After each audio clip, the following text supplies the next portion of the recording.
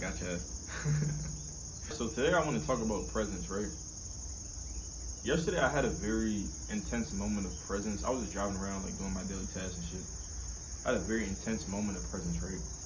And people always like to say the present moment is all you have. The present moment is infinity. The present moment is this. The present moment is that. But when you really sit there and allow yourself to immerse yourself completely in the present moment, you start to experience all those dimensions and even more on top of that people don't really speak about, because it's not something that you can really speak about. It's something that you have to experience yourself, right? And what I realized during this moment was disrespecting the present moment is almost disrespecting myself, because I'm not allowing myself to exist in the space that I exist in currently. I'm just thinking about all these different things that I have to do, that are piling up on me, that all this pressure, all these things I'm focusing on is just manifesting more and more and more of it. And running from my problems is manifesting more and more and more of it. And it's gotten me to the point where it's like, all right, are you going to face this, or are you going to continue to run and end up like everyone else? And then basically like waste the potential that you had. And for me, I can't waste my own potential. I can't allow myself to perform less than what I could have done. Even though I've done that so much in the past, I can't do that shit anymore, bro. I can't accept that anymore for myself because I'm sick of it. And it gets to the point where you gotta get sick of yourself, and you gotta get sick of the present that you're living in, if the present that you're living in is something that you don't like. And I'm not saying reject that. I feel like you should accept everything that comes to you within the present moment. But it should also change how you move going forward.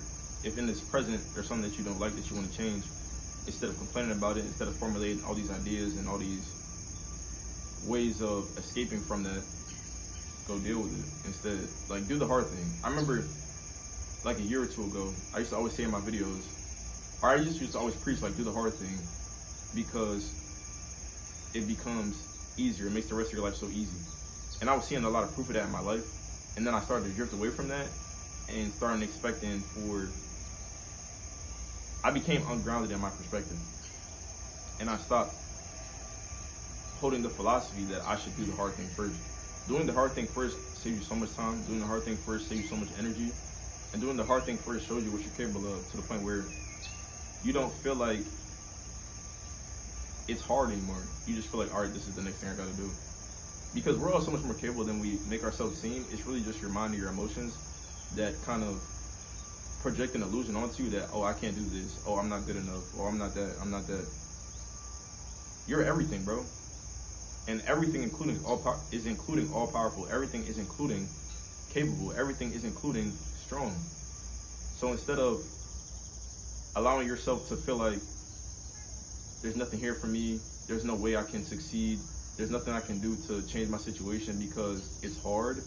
Everything about living this life is hard. Everything about this plane of existence is not normal to us because we're not really from here. So if that's the case, then why are you even living, bro? Why are you even alive?